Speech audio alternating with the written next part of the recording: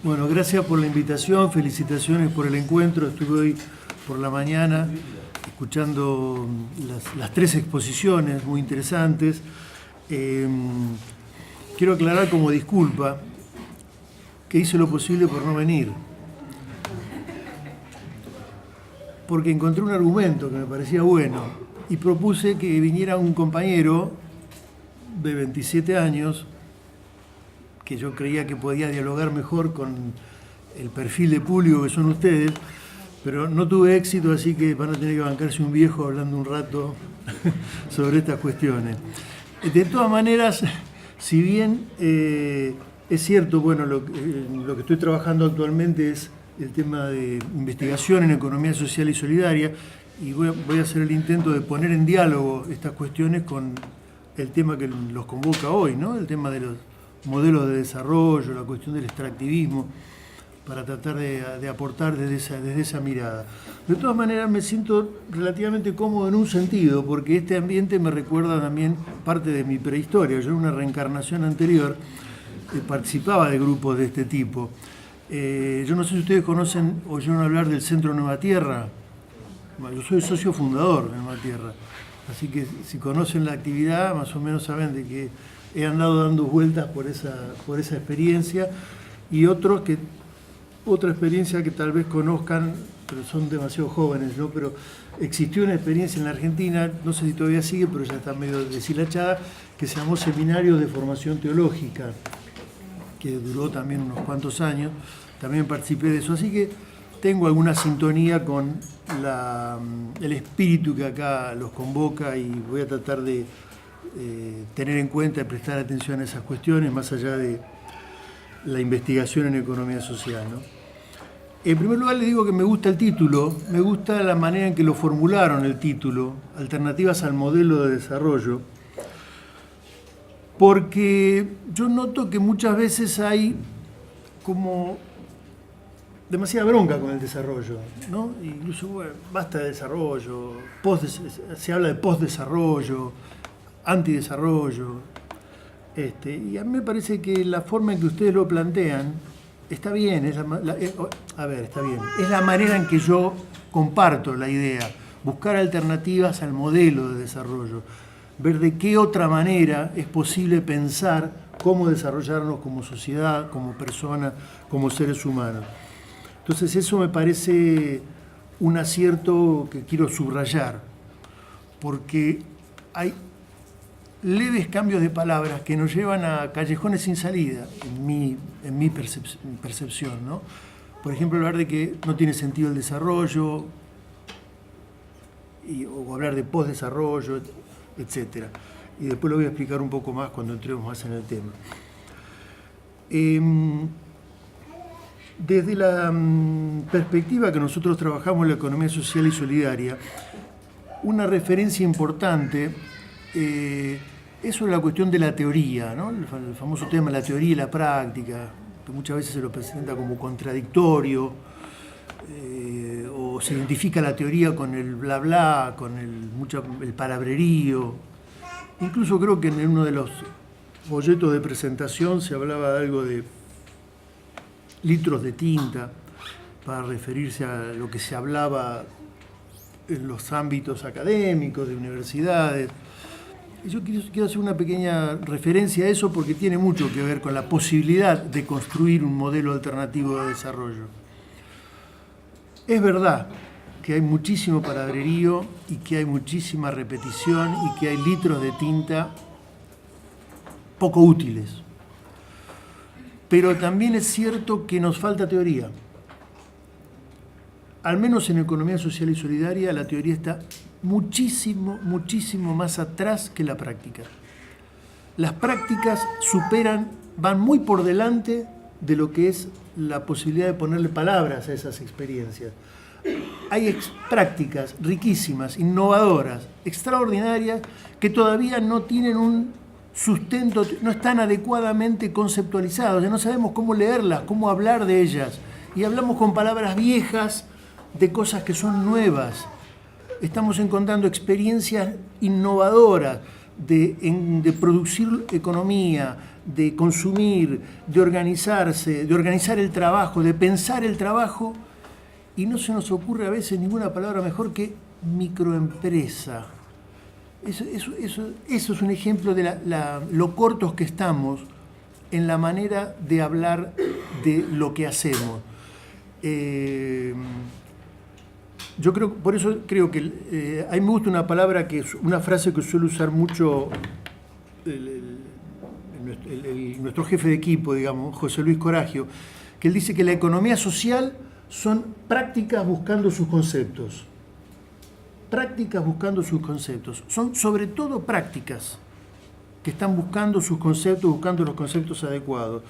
Yo creo que en eso es donde tenemos que hacer el esfuerzo, incluso desafiándonos y preguntándonos si las palabras que estamos utilizando son las adecuadas.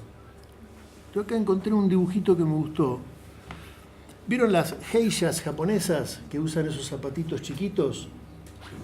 Bueno, esta señora es una geisha vieja, que fíjense cómo le queda el pie. No sé si alcanzan a ver los dedos. Por usar el zapato tan apretado. Eso es real, ¿eh? No está trucada la foto. Es una foto verdadera.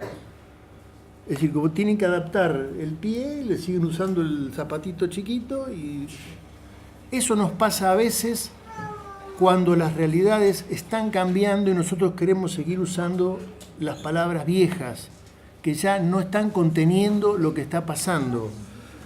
Eso es sobre todo trágico en épocas como esta, de grandísimas transformaciones, porque nos quedan cortas todas las palabras, todas las conceptualizaciones, todas las maneras que tenemos de nombrar lo que está pasando.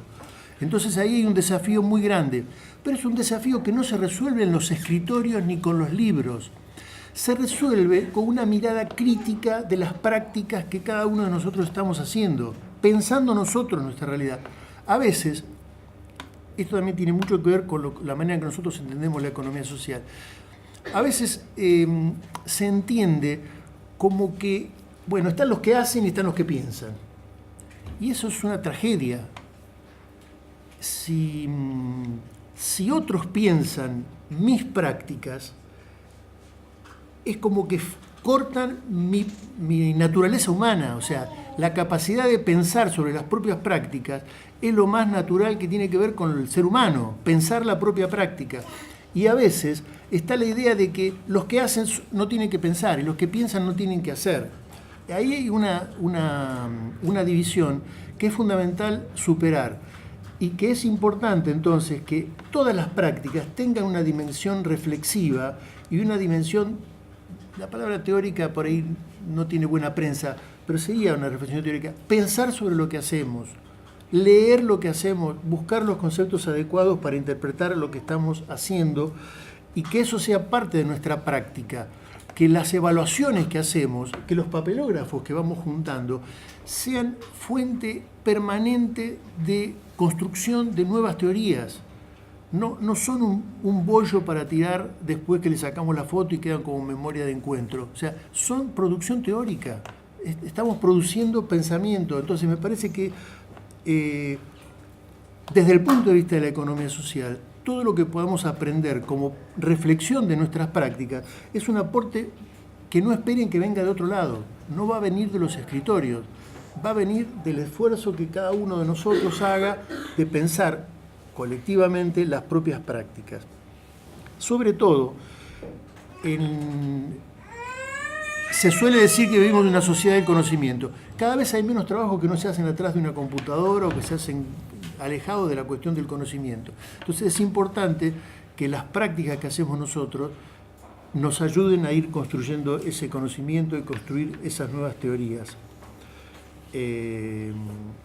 Al menos desde el punto de vista de la economía social y solidaria, es fundamental avanzar en esa dirección. Nosotros tratamos de que la economía social no sea vista como una disciplina como podría haber la botánica, la astronomía, sino algo multidisciplinario, transdisciplinario, y que tiene muchas dimensiones para ser tenidas en cuenta. Algunos nos preguntan, bueno, pero economía social, ¿Y qué pasa con la economía política? Bueno, la economía social no es distinta de la economía política.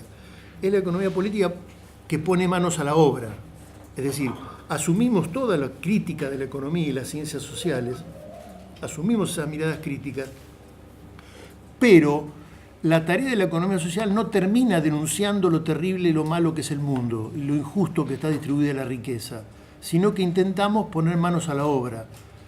Por eso decimos también que intenta construir estrategias para la transición. Además de hacer una crítica de la economía y asumir todas las denuncias de lo mal que está el mundo, lo injusto que es, etcétera, etcétera, intentamos poner manos a la obra. Esa es una dimensión importante. Y por otro lado también se mantiene un horizonte utópico que es construir una sociedad más justa, más igualitaria, solidaria, centrada en la persona, etc.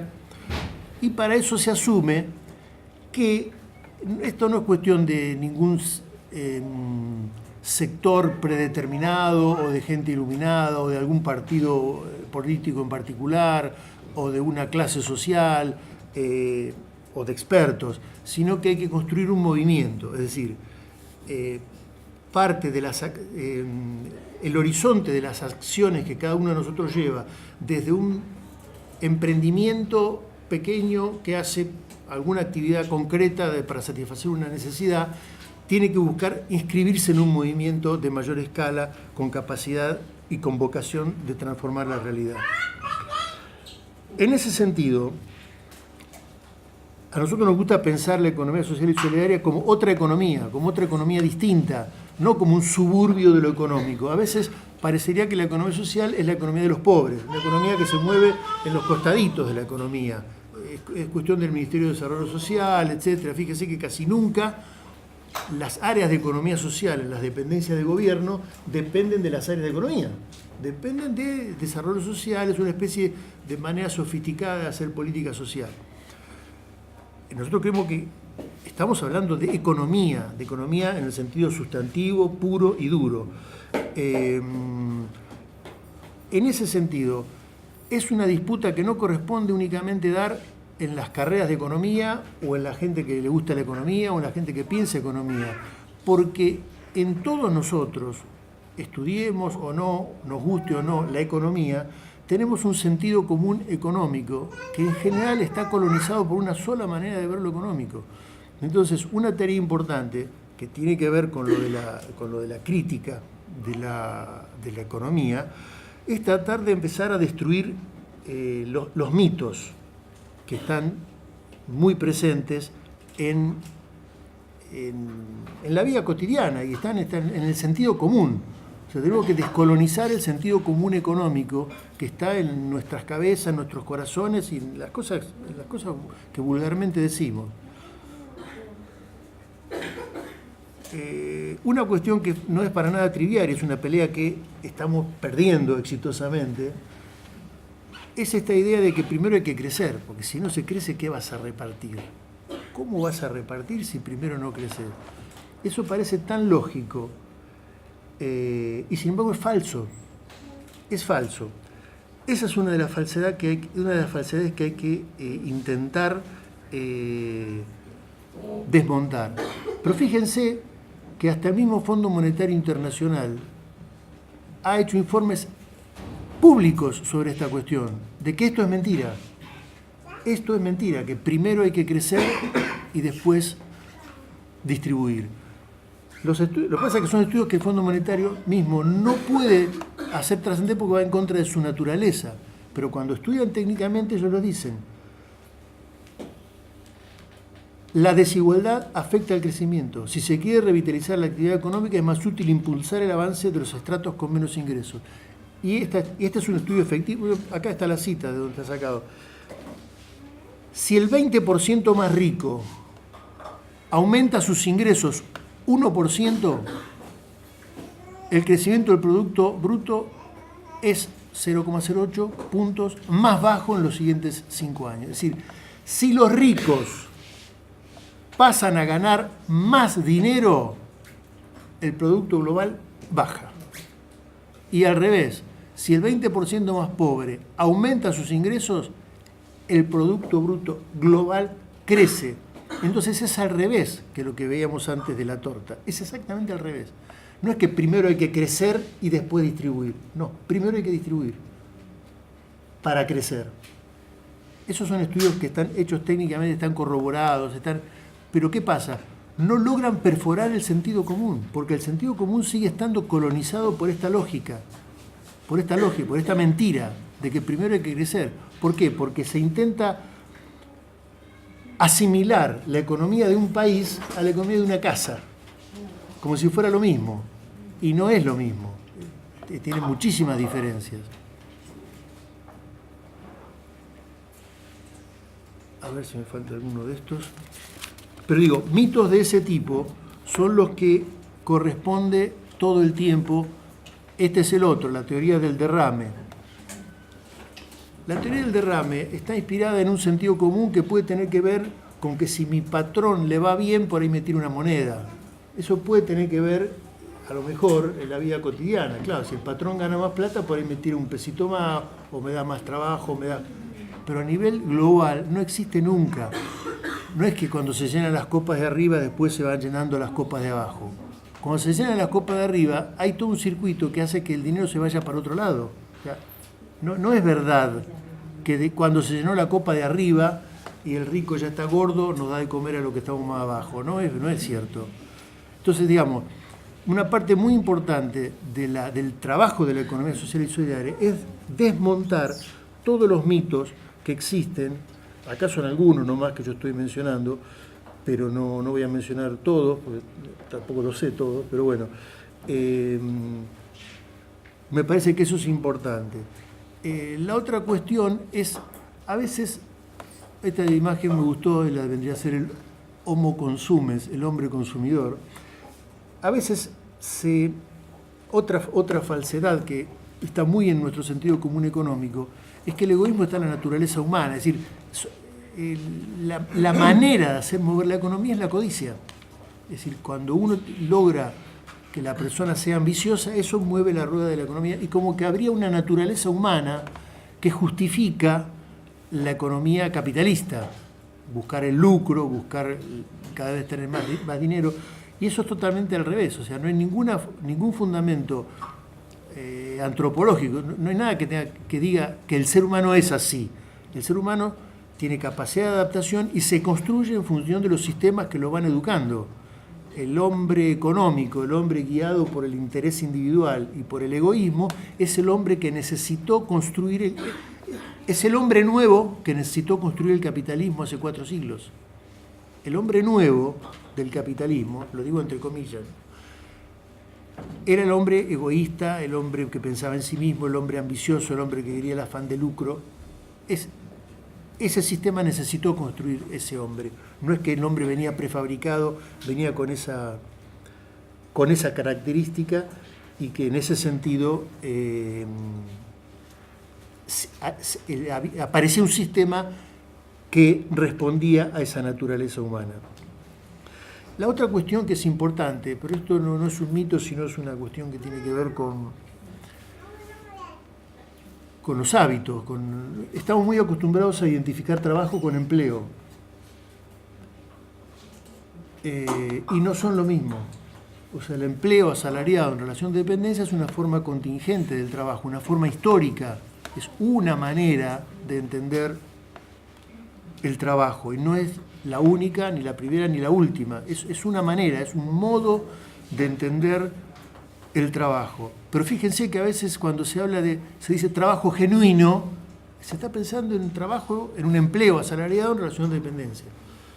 Lo cual no está mal en este sentido. No está mal porque hoy, en nuestras sociedades, es el único estatuto de trabajo que tiene derechos, que tiene todos los derechos, que se le asignan los derechos. Entonces, lógicamente, al empleo se lo suele identificar con el trabajo. Pero no es exactamente lo mismo. ¿Recuerdan cuando se discutió a fin del año pasado la cuestión de la reforma de la ley previsional, las jubilaciones, todo ese tema? Se tiraron unas cifras muy interesantes que las personas afectadas por esa rebaja en el esa modificación en el cálculo de la jubilación iban a ser cerca de 18, 19 millones de personas, porque incluía jubilados, pensionados, pensiones no contributivas, asignaciones, transferencias monetarias, asignación por hijo, una serie de cuestiones. Ustedes fíjense lo que significa esa afirmación. Significa que casi la mitad de la población argentina está recibiendo de alguna manera ingresos que no tienen que ver con una contraprestación laboral. Ahora, uno puede decir, bueno, eso es, viste la Argentina cómo es, son cosas que pasan en la Argentina. Yo voy a leer 3 renglones, 4, un pequeño párrafo que escribe un norteamericano, James Livingston. Dice lo siguiente: el componente de mayor crecimiento en el ingreso de las familias en Estados Unidos desde 1959 ha sido el pago de transferencias del gobierno. Pago de transferencias, tipo asignación por hijo, asignación por alimentos, complemento salarial, etc. Jubilaciones también, etc. A comienzos del siglo XXI, el 20% del ingreso de los hogares norteamericanos provenía de esa fuente y sigue creciendo, al concepto que corresponde como derechos o prestaciones de bienestar del gobierno. Sin ese suplemento de ingresos, la mitad de los adultos empleados a tiempo completo en Estados Unidos vivirían por debajo del umbral de la pobreza, y la mayoría de los estadounidenses con empleo serían elegibles para recibir cupones de alimentos. Este es un fenómeno interesante que apunta a ver otra cuestión que nosotros afirmamos mucho de la economía social y solidaria. No es una teoría, no es una fantasía, es mirar lo que ya está sucediendo. La economía que hoy existe realmente no es la economía que nosotros formulamos teóricamente o la que leemos en los libros. La economía basada en el empleo es una economía de hace 50 años, 100 años atrás. Todos sabemos lo que significa la disminución de los puestos de trabajo, la disminución de empleos. Estamos con otra oleada muy fuerte que tiene que ver con la informatización, con la centralidad de la información en lo que son los procesos de producción de bienes y servicios. Entonces, ahí hay una realidad. Ahora, no es ninguna fatalidad y no podemos estar en contra de eso. Sucede que desde que los seres humanos hicimos el primer martillo, la primera hacha, la primera herramienta, hasta ahora, hay un montón de avances en lo tecnológico que es trabajo acumulado de nuestras generaciones anteriores. Enrique Dussel dice una frase muy linda, dice, el capital, lo que llamamos capital, digamos, la tecnología, las maquinarias, es sangre coagulada. Es el trabajo acumulado de los quienes nos antecedieron. Entonces,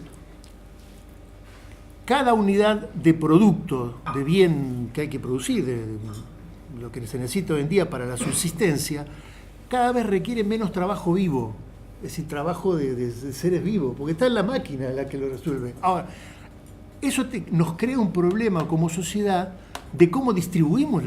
La distribución del ingreso no puede estar basada en el salario, porque cada vez se necesita menos salario como componente del producto nuevo. Entonces hay que pensar con la cabeza abierta. Yo no estoy dando una solución ni estoy proponiendo nada. Estoy diciendo, esto está sucediendo. Esto está sucediendo. No es que yo quiera que suceda, ¿eh? Yo sé que trae un montón de crisis, pero cada vez más nuestras sociedades están teniendo un componente de distribución del ingreso que no pasa por el salario y no puede pasar por el salario porque no hay empleo para todos. Entonces, ese tipo de realidades hay que pensarlas con la cabeza abierta, no es teoría, esta es lo que está pasando. Entonces, como no hay empleo para todos, hacemos lo que podemos. Por ejemplo, inventamos empleos.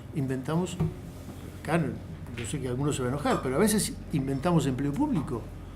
porque no sabemos cómo retribuirle a gente que es buenísima, que es muy trabajadora, que tiene muchas ganas de trabajar, y le damos un empleo que socialmente a veces no es tan necesario, porque lo que yo necesito de esa persona es que toque la guitarra porque es un excelente músico, y como no le puedo dar plata por tocar la guitarra, lo pongo de empleado, pero yo sé que el tipo, su aporte a la sociedad es ser músico.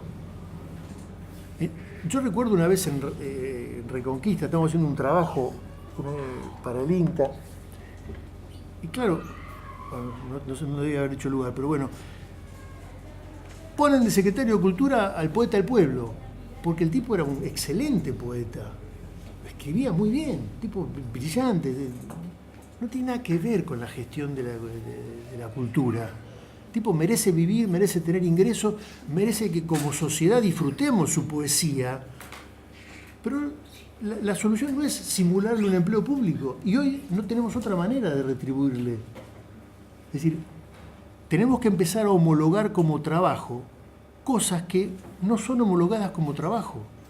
El ejemplo más típico, que lo ha puesto en escena, en agenda, el movimiento de mujeres, es el trabajo doméstico, que no es considerado trabajo. Eso tiene que ser gratis, porque eso es cosa de las mujeres. Lo digo entre comillas, por supuesto, ¿no?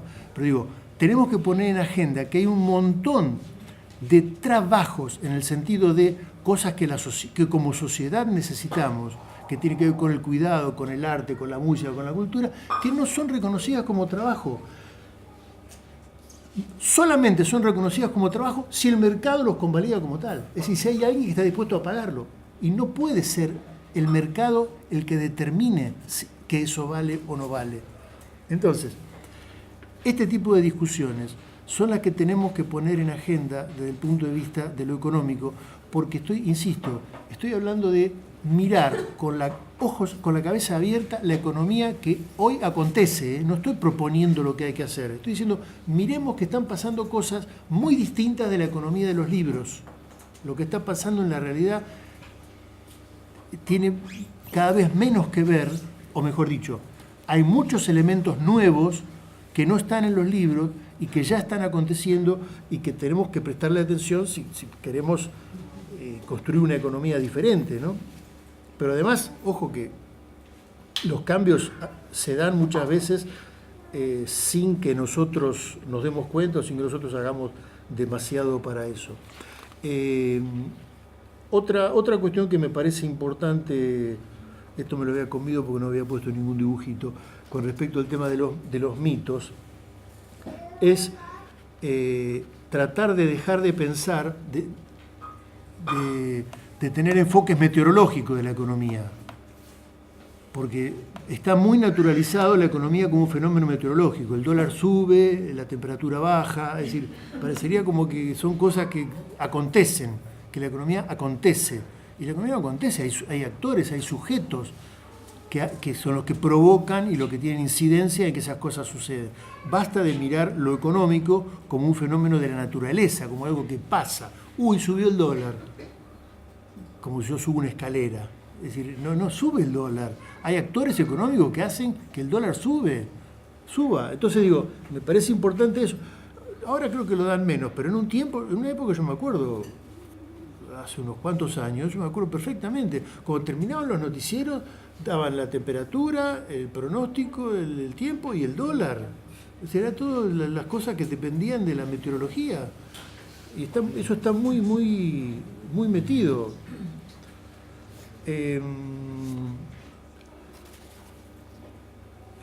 Otra cuestión importante es no pensar la economía social como una economía chiquitita. O sea, hemos aceptado muchas veces que la economía social es la economía de las cosas pequeñas. Por supuesto que es importante prestar atención a las cosas que están al alcance de uno, ¿no? Porque no estamos solamente para hablar de economía, sino para hacer una economía diferente. Entonces, las pequeñas cosas son importantes, pero ojo con quedarnos solamente en pequeñas cosas, porque lo económico tiene mucho que ver con el modo en que entendemos después el conjunto de la sociedad. Por ejemplo, ustedes habrán visto ahora están poniéndose, no sé si de moda, pero bueno, se la empieza a ver, todo lo que son las impresoras 3D. ¿La han visto por ahí? Se pueden imprimir en 3 dimensiones, se puede diseñar en la computadora, y después hay una impresora que con distintos materiales se puede imprimir piezas, digamos, en 3 dimensiones. Uno eso lo puede como una curiosidad tecnológica, como bueno, sí, qué lindo, qué simpático, se pueden hacer cosas. Pero también es importante que aprendamos a ver en estos fenómenos tecnológicos cuestiones de concepto, porque el diseño que surge, que está expresado en las impresoras 3D, es el que se llama diseño aditivo. Diseño aditivo de adición, de sumar. ¿Por qué? Porque va sumando las piezas, no sé si vieron funcionar alguna vez una impresora 3D, se va armando la piecita y va adquiriendo forma y se usa el material que va a formar parte de la pieza. El diseño que usamos hasta que se inventara estos aparatitos, se llamaba diseño sustractivo. Ese diseño que vos agarrás una madera, tenés que hacer una pieza, cortás acá, te sobran unos pedacitos, te sobran pedazos de madera, eso lo tirás y usás lo que te queda. Es un diseño vos le sacás a la pieza, agarrás una chapa grande, diseñás un corte, te sobran pedazos y usás la parte que necesitas. Este otro diseño es un diseño al revés, es aditivo, va sumando. En teoría no hay residuo. Ahora, ¿por qué traigo este ejemplo que parece que no tiene que ver con lo económico? Porque los modos de producir, y en este caso los modos de diseñar, tienen una influencia fuerte en el modo de pensarnos como sociedad. Cuando empezó la producción industrial en gran escala, estaba el problema de los residuos, pero no tenía importancia, no se le daba importancia. Lo que hoy se hablaba a la mañana, ¿no? De la contaminación, de los efectos de la contaminación, etc. Eso está desde la primera fábrica, no es de este siglo. Pero fíjense qué curioso. Las fábricas, las primeras fábricas donde se empezó a fabricar en gran escala, a veces se hacían al lado de los ríos, para tirar el residuo, porque la idea era que el río se llevaba todo. No es que de casualidad las curtiembres estaban al lado de los ríos, no, se hacían al lado del río para que el río se llevara, total, el río. Hasta los norteamericanos inventaron una frase que decía, bueno, decía en castellano, la dilución es la solución para la contaminación. O sea, el aire, la tierra y el agua se llevaban todo. Total, ¿qué va a ser un poquito que vos tirás? O sea, al principio, la idea de qué hacer con el residuo no significaba nada. ¿A quién le preocupaba lo que sobraba? Primero porque no tenía efecto, era poco. Ahora, después, con el correr de los tiempos, de los años, vimos que eso tenía efecto acumulativo y era cada vez más grave. Entonces nos empezó a preocupar lo que sobraba, el residuo ese, que en algún caso podía ser contaminante, en otro caso era un sobrante directamente. Entonces se nos ocurrieron dos cosas. Para el contaminante, bueno, ver qué tratamiento darle para que no perjudique, para que no traiga perjuicio. Y en lo que simplemente sobraba, ver cómo lo reciclábamos, cómo lo reutilizábamos para aprovechar, porque digo, che, acá se está tirando mucha porquería, veamos que si hacemos algo útil con eso, entonces lo reutilizamos. Dos tratamientos, ¿no? Tratamiento del residuo contaminante o tóxico, bueno, perjudicial, y reciclado del residuo que podía reutilizarse. Hasta acá, bueno, tiene que ver con la producción de bienes, con la industria. ¿Qué pasa cuando eso es la sociedad y cuando lo que sobran son seres humanos? Porque hemos aplicado las mismas técnicas con los seres humanos sobrantes. Cuando eran seres humanos que nos jorobaban como sociedad, porque se dedicaban a la delincuencia, que yo le damos un tratamiento determinado o los confinábamos en determinados lugares. Y si no, los buscábamos reinsertar. Entonces, las respuestas que dábamos como sociedad estaban basadas en un diseño que tenía que ver, que asumía que era inevitable que hubiera residuos. Y después vemos qué hacemos con los residuos. Si le hacemos cursos para mejorar su empleabilidad, o si los controlamos con la policía, o si, etcétera. O sea, buscamos alternativas, pero asumimos que residuos siempre va a haber.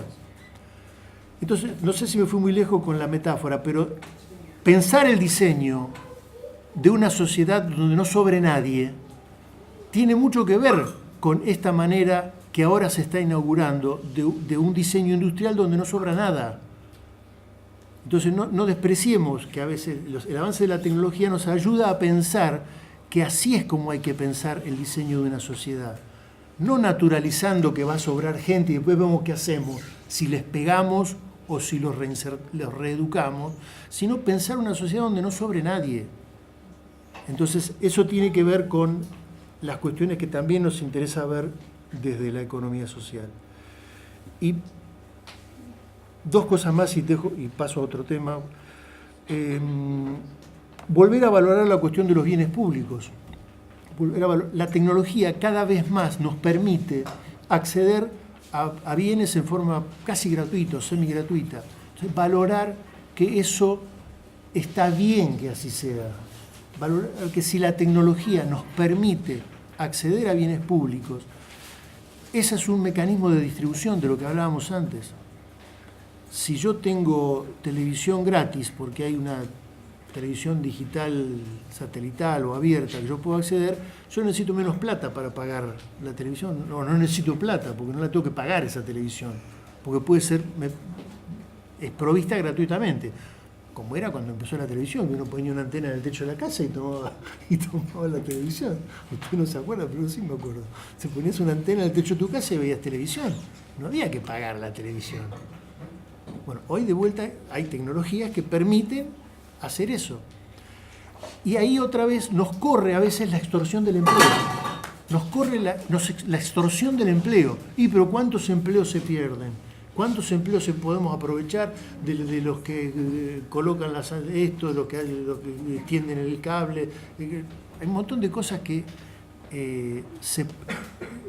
el criterio del bien público tiene que estar por delante del bien mercantilizado.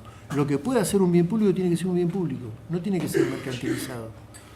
Entonces, eso significa, por supuesto, también avanzar en la diversificación de los conceptos de propiedad, admitir la propiedad social, comunitaria, no solo la propiedad privada, sino un mix de modos de propiedad, que la Constitución la reconoce a los pueblos originarios, pero habría que hacerlo extensivo y regularlo efectivamente, hacerlo no quede solo en letra muerta, ¿no?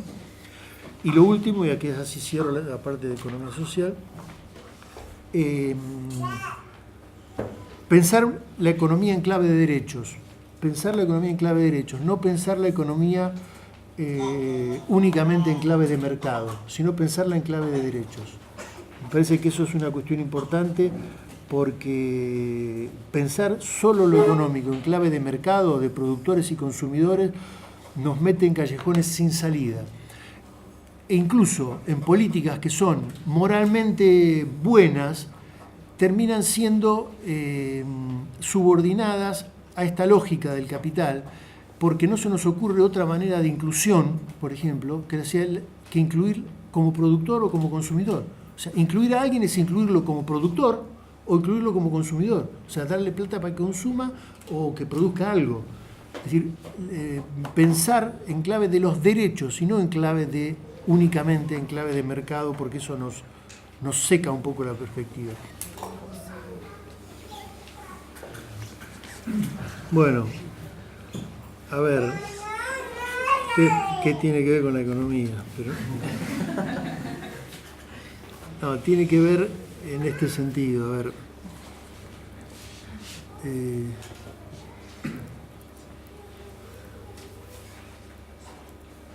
En economía social muchas veces tenemos ese problema tenemos problemas de escalas, de percepción de escalas, de falta de...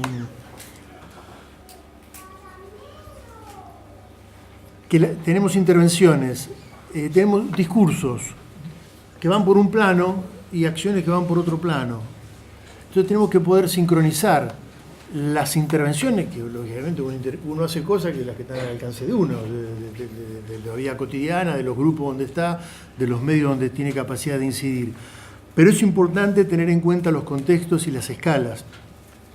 Y eso tiene que ver con lo que yo decía hace un rato. A veces en la economía social jugamos a hacer cosas muy pequeñas que pueden ser intrascendentes. Entonces yo no digo que las cosas pequeñas no tengan su valor, pero que es importante inscribirlas en procesos de mayor escala y tener siempre la perspectiva de que están sucediendo cosas mayores como contexto de la intervención y como referencia, porque también a veces fugarse hacia cosas muy globales, muy generales, es una manera de inacción, de no hacer nada. Entonces, encontrar el punto donde uno tiene capacidad de incidir y donde puede dar el paso hacia una escala un poquito mayor y no quedarse en cuestiones menores. Porque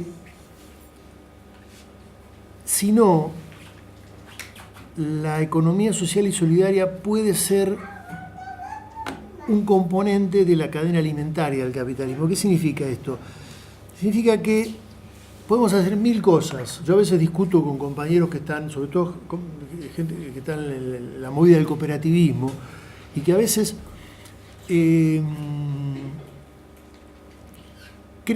plantean o postulan que el crecimiento de la economía social y solidaria pasa por la cantidad de cooperativas, que haya de 10.000, 12.000, 15.000.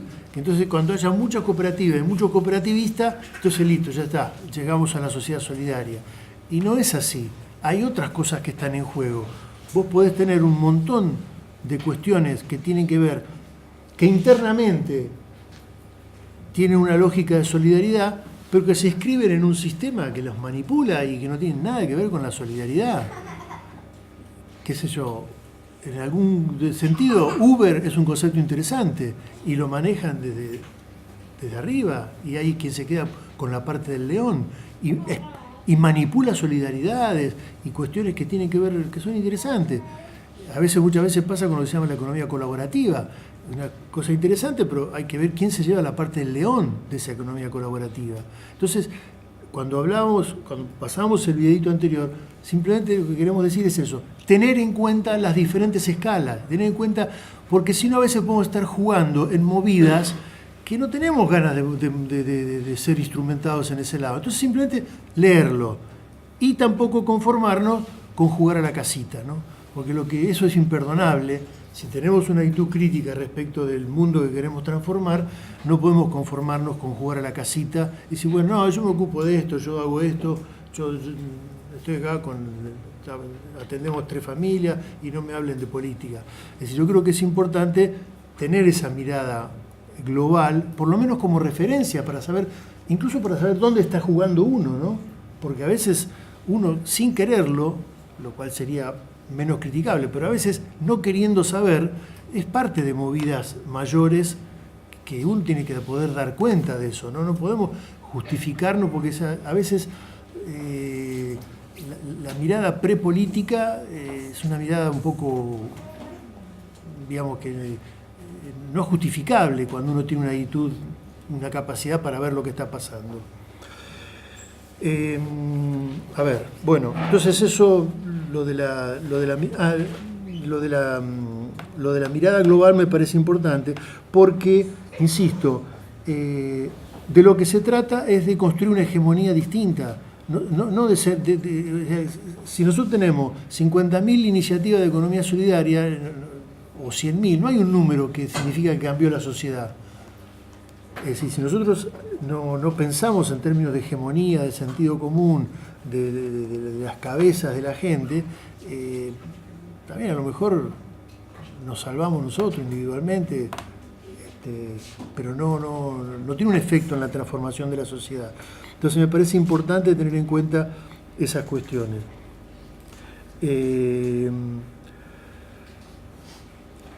A mí me gustaba hacer una referencia a la cuestión del desarrollo. No traje ningún dibujito sobre eso.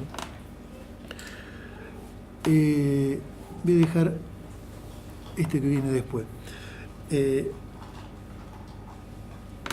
Una cuestión que me parece interesante con el tema del desarrollo es una experiencia que no ha tenido una gran difusión. Ustedes oyeron hablar, algunos oyeron hablar del Plan Marshall. El Plan Marshall fue un plan de reconstrucción de Alemania después de la Segunda Guerra Mundial. La Alemania había quedado devastada. Entonces se acordó hacer un plan de reconstrucción. Bueno. Pero resulta que el Plan Marshall no fue el primer plan de posguerra para Alemania. La guerra terminó en el 45. Ya en el 43, un funcionario del gobierno norteamericano, que no me acuerdo qué, secretario del Tesoro, Henry Morgenthau, 2 años antes que terminara la guerra, había presentado un plan. ¿Qué hacer con Alemania cuando termine la guerra? Si a Alemania le echaban la culpa de las 2 guerras, de la Primera Guerra y de la Segunda Guerra, dice, ¿cómo hacemos para que Alemania no joda más? Entonces diseñaron un plan. Dice, bueno, cuando ganemos la guerra, vamos a hacer algo para que los alemanes nunca más levanten la cabeza y nos pongan en problemas. El plan que se puso en práctica, terminó la guerra, se puso en práctica, era aniquilar la capacidad industrial de Alemania. Aniquilar. Hacer pelota todas las minas de hierro, toda la infraestructura de las fábricas, todas las industrias, o sea, destrozar la infraestructura industrial de Alemania. Y ese plan se puso en práctica durante 2 años, hasta que alguien dijo, che, si seguimos con esto, sobran 25 millones de alemanes. Si seguimos con este plan de desindustrializar, de aniquilar la capacidad industrial de Alemania, sobran 25 millones de alemanes. ¿Qué hacemos? ¿Los matamos? Alemania tenía cerca de 60 millones en ese momento de habitantes. Entonces, ahí vino el Plan Marshall. Ahí vino el Plan Marshall. Cuando se dieron cuenta que ese plan, que estaba pensado efectivamente para aniquilar el poderío alemán, la manera de aniquilarlo era aniquilarle la industria. Alemania nunca más con industria. Esa era la única manera de exterminar el poderío industrial, del cual después se derivaba el poderío bélico, pero bueno, el poderío industrial de Alemania. Entonces ahí vino el Plan Marshall. El Plan Marshall fue el Plan B, cuando vieron que sobraban 25 millones de alemanes. En los 90, en América Latina, tuvimos nuestro Plan Morgenthau, que fue el consenso de Washington. Fueron los planes de ajuste estructural, de volver a ruralizar América Latina y coartar todo intento industrialista en América Latina.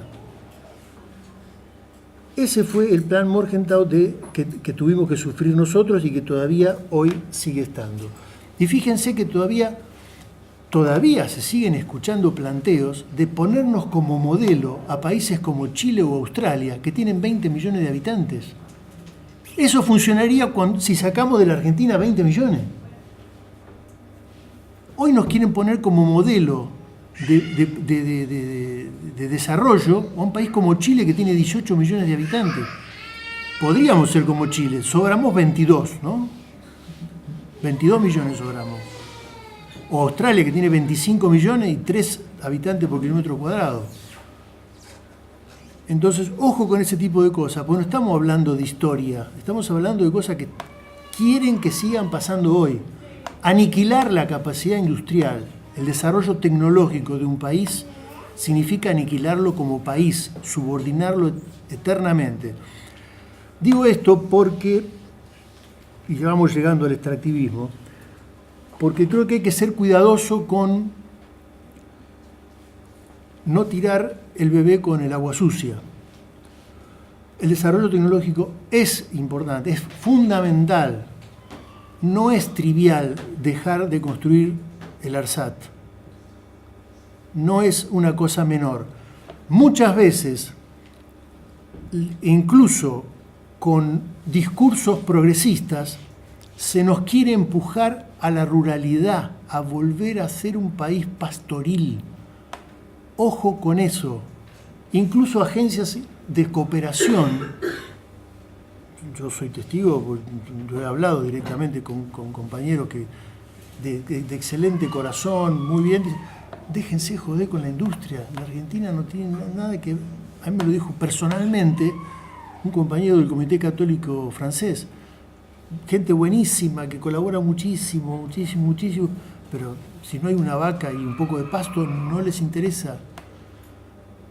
Entonces, ojo con ese tipo de cosas, porque el desarrollo, es cierto que hay que buscar alternativas al modelo de desarrollo, pero es falso que, ojo con eso de vayamos al campo, que ¿por qué no mandamos la gente no vaya al campo, cultiva la tierra? El que trabaje de eso me parece bien, pero ojo con ese tipo de cosas, de creer que eso es un modelo de desarrollo. Eso es un modelo que está pensado desde un lugar en el mundo que no es el nuestro. Está pensado desde la conveniencia de otros países, no desde nuestra conveniencia. Entonces ahí sí, a partir de ahí tengamos en cuenta todos los cuidados del caso, tengamos en cuenta todas las prevenciones con la contaminación, con el extractivismo, con el cianuro, yo esas cosas no las conozco en detalle, estoy de acuerdo con que tiene que haber un control terrible, pero ojo con aceptar ser confinados a la ruralidad, porque me parece que eso nos complica. Sobre el tema del extractivismo, una cuestión, no estoy llegando, ¿me quedan 15 todavía? 10. Bueno, a ver si me podemos apurar. Con el extractivismo, hoy en la mañana se dijo algo interesante. Ojo, la compañera, vos, Soledad, que digo, bueno, ojo, vos decías, ojo que también nosotros hacemos cosas que contaminan o que complican. Yo digo, tengamos en cuenta que muchas veces la economía, lo económico, tiene que ver con lo cultural y viceversa, ¿no? A veces hay extractivismo en la cultura, o sea, naturalizamos modos de vincularnos entre nosotros que tienen que ver con el extractivismo. El colonialismo es uno de los más tradicionales modos de extractivismo, ¿no? Sacarnos las materias primas, etc. Pero ojo que también, y yo voy a hablar de mi experiencia en particular en la universidad, a veces tenemos universidades en clave, universidades que se llevan la crema, o sea, lo mejor que pueden sacar, y a veces lo más trágico es que ese extractivismo no es nadie se lo propone, acontece, eso sí acontece. Yo estoy en una universidad del conurbano, hay muchas universidades en el conurbano, y que yo doy fe que hay una excelentísima buena voluntad de querer ayudar, promover el desarrollo de esos lugares, mejorar la condición de vida de la gente y de la sociedad, de todo el territorio ese. Pero ¿qué pasa? ¿Qué hacemos? Sacamos unos poquitos y se vienen a vivir a la capital. Es decir, no... Los que tienen más posibilidades, los que tienen más capacidad, más apoyo familiar, etcétera, sí, se reciben y en cuanto pueden se van del conurbano, se van a vivir a capital, se adquieren un departamento en capital.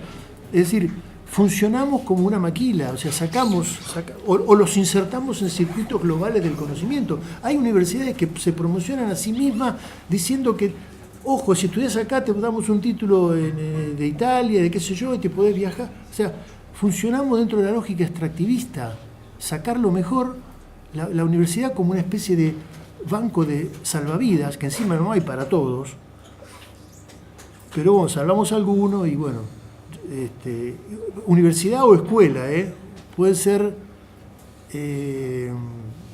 también en la escuela secundaria. Yo recuerdo una vez, estábamos haciendo una capacitación en economía social para tecnicatura y después de la charla vino una compañera que era docente en Catamarca. Me dice, yo entiendo lo que usted dice, profesor, pero yo lo que más puedo aspirar es que mis chicos vayan a trabajar a la lumbrera. Es lo mejor que me puede pasar en la vida. ¿Qué quiere que haga? Yo reconozco que no entiendo lo que usted está planteando, pero ¿cuál es mi objetivo como docente? y que algunos vayan a trabajar a la lumbrera. Y bueno, tener en cuenta que eso a veces no tiene que ver con la voluntad, pero es una cosa que sucede. Después, ojo con la vinculación tecnológica de las universidades, que se naturaliza que funcione como un servicio de investigación y desarrollo de las empresas capitalistas. Se acepta que es una agenda de investigación definida desde afuera y hay una cultura de investigación que naturaliza la apropiación y expropiación de saberes. Se ha convertido el escriba en el autor. O sea, el que va, encuesta, entrevista, saca información, consigue cosas, después escribe y publica, es el autor. Ojo con eso, la autoría es un proceso más complejo, es un proceso colectivo. No basta con el prólogo de agradecimientos, sino que en la producción de conocimiento hay que saber que hay una producción colectiva de conocimiento. El que lo vuelca en un papel y lo publica hace una parte del trabajo, pero eso se nutre de informaciones, de saberes que son colectivos. Entonces es importante también evitar que exista ese tipo de extractivismo. Voy a pasar un poco más rápido porque si no, no llego. Voy a saltear algunas cositas. A ver, con la cuestión de la tecnología, sepamos, o sea, yo no soy un experto en el tema, pero toda actividad tecnológica tiene impacto en el ambiente. Me parece que todo lo que vimos hoy a la mañana, a mí lo que me inspira es que lo que no puedo resignar es que no haya control. O sea, todo tipo de actividad tiene que ser controlada, tiene que haber una regulación absoluta de la comunidad, de los organismos del Estado, etcétera, para que ese tipo... El problema, por lo que es depredador, lo que es depredador es el fin de lucro, es cuando no hay un límite. Ese es el problema. Si nosotros dejamos librado al mercado, si el Estado termina de desaparecer, como quieren algunos, no hay ninguna posibilidad que la sociedad controle ese tipo de cosas. ¿Sí? Que los excesos de contaminación, la explotación de la naturaleza no puede ser librada de la iniciativa privada. Yo creo que ese es el problema. La iniciativa privada no puede, porque tiene fin de lucro, que yo lo admito como el fin de lucro, pero no puede estar sin control. A ver, ¿qué más me salteo acá?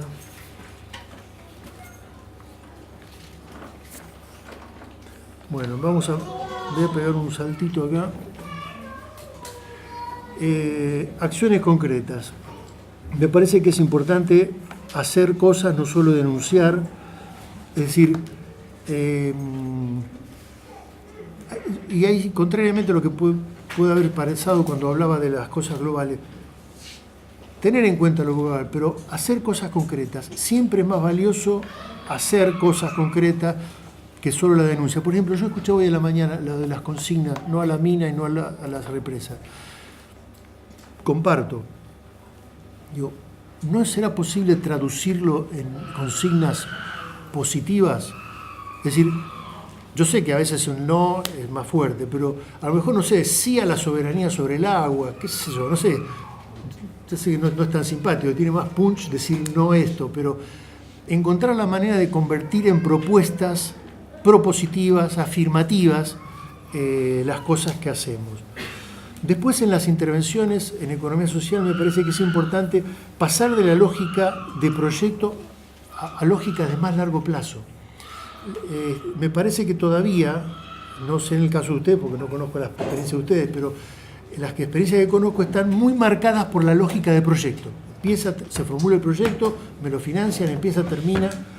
Y me parece que el proyecto no puede ser la única unidad de intervención, porque eso nos subordina siempre a la voluntad de los financiadores. O sea, tenemos que tener como políticas y programas propios, como organizaciones, tenemos que tener políticas y programas, horizontes propios, y después sí ver cómo hacemos para financiarnos. Eso, pero tenemos que tener como autonomía en la decisión de los rumbos, en la elección de los rumbos.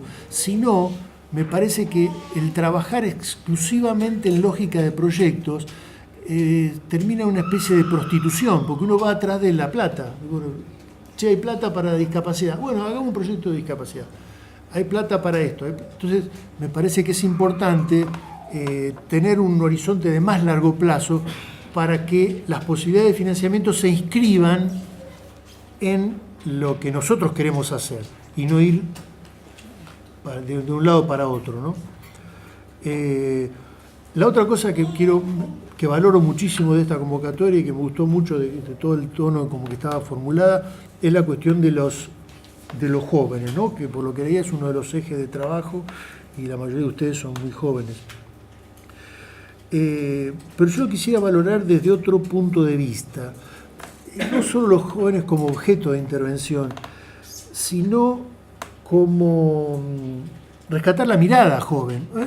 Los viejos tenemos lentes que nos miramos la realidad, pero estamos muy tapados por las cosas que ya vimos. El joven ve el mundo que es, no el mundo que fue. Nosotros a veces tendemos a ver lo que está pasando en clave de anomalía. Es decir, no, pero esto es un despelote. Antes, ¿por qué? Porque tenemos muy fijada en la retina la imagen del mundo que conocimos, del mundo que ya fue. Entonces, por supuesto que eso es importante la experiencia, está todo bien. Pero ojo, yo creo que hay que valorar mucho, yo valoro mucho y creo que hay que aprender a encontrar los mecanismos para leer las sensibilidades juveniles, que es la sensibilidad de quien ve lo que hay. El que es joven ve lo que hay, no lo que fue. Y eso a veces es una ayuda, porque en un mundo que está sometido a cambios tan vertiginosos, lo que fue no es experiencia, es pasado. Entonces me parece importante tener ese tipo de cosas, no solo dirigirnos a jóvenes, sino leer esas sensibilidades, porque los jóvenes tienen que ser nuestros ojos también. Nuestros ojos están cansados y están muy marcados de lo que vimos. Y lo que vimos no siempre, no necesariamente es lo que va a volver a pasar. Lo más posible es que no vuelva a pasar. Entonces me parece que eso es importante. Y además, ojo, nosotros los seres humanos tenemos una diferencia importante con la fruta. Y es que no maduramos solamente con el paso del tiempo.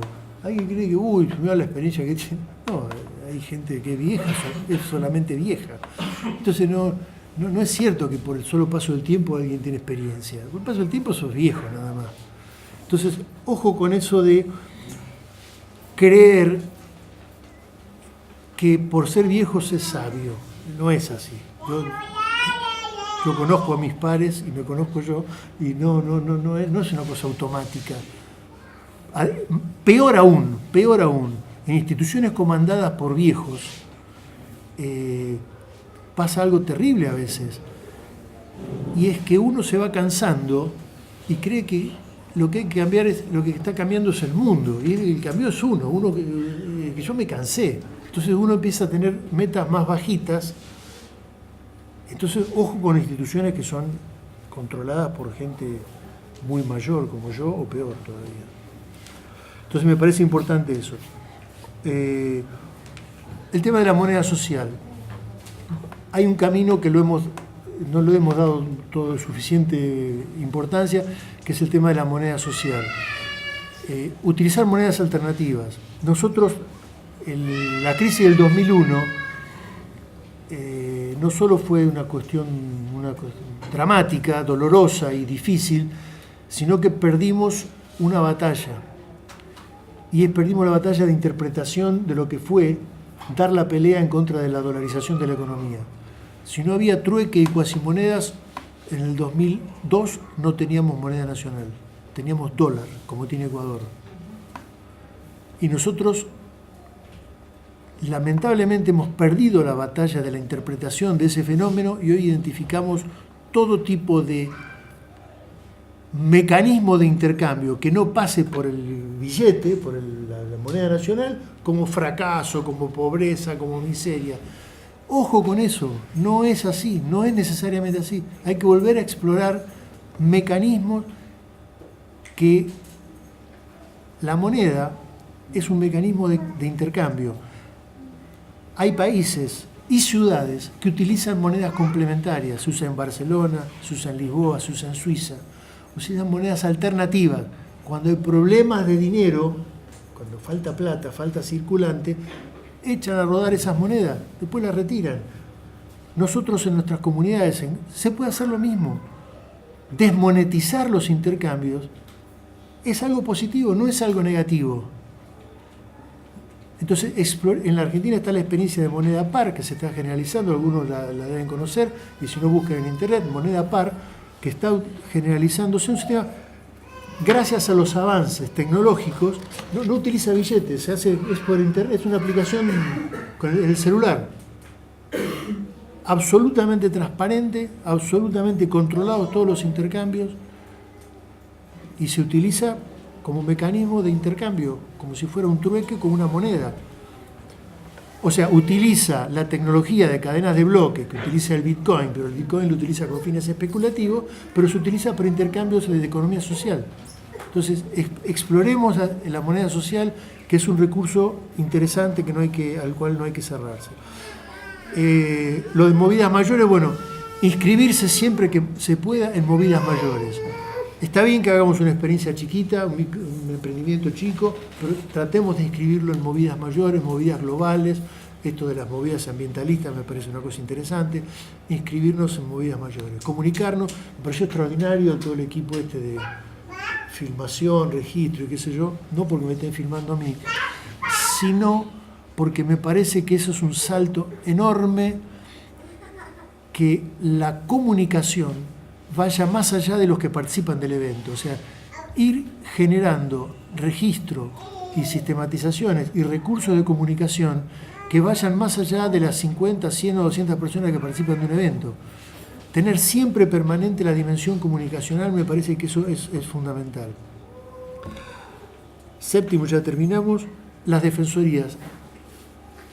Darle atención a las defensorías. Defensoría del Pueblo Nacional. La Defensoría del Pueblo Nacional tiene un área de coordinación de derechos económicos, sociales y culturales. Están a la espera de que les mandemos informaciones de vulneración de derechos económicos, sociales y culturales. En Provincia de Buenos Aires también existe en todas las provincias. En Provincia de Buenos Aires incluso hay un área específicamente de economía social y popular. Es decir, estemos atentos, no solo para denuncias, no solo para presentar amparos, no solo para ese tipo de cosas, sino también para empezar a promover propuestas de legislación que sea favorable a la economía social en función de las experiencias que tiene cada uno. Pero tengamos en cuenta las defensorías como aliados en este tipo de cosas. En un caso son mejores, en otras cosas peores, pero tengamos en cuenta que es un recurso con el cual hay que contar, que existe, porque así como ustedes mostraron hoy a la mañana que instituciones que existen, que están llenando de sentido instituciones como la consulta popular, el plebiscito, etcétera, eso existe hace rato, pero ahora vemos movidas sociales que las están llenando de sentido. Usemos las defensorías que están creadas hace rato y que también se pueden empezar a utilizar en este tipo de cosas. Y a lo del signo después lo explico. Acá había una cuestión. Ojo con el hipercriticismo. Yo al principio decía que la crítica de la economía era importante, era un componente importante de la economía social, pero ojo con pasarnos criticando todo el tiempo, porque el ser hipercrítico es una pedagogía de la resignación y peor aún de la tecnocracia. Los tecnócratas de mañana son los hipercríticos de hoy. ¿Por qué? Porque los hipercríticos de hoy llega un momento donde te dicen, el chiste de Daniel Paz, son todos iguales. Como son todos iguales, yo trabajo con cualquiera. Entonces es lo mismo que aquel, que el otro. Y no son todos iguales. No es todo lo mismo. Y el hipercriticismo es una pedagogía que justifica al tecnócrata. El tecnócrata se justifica en decir que son todos iguales. Y no es así.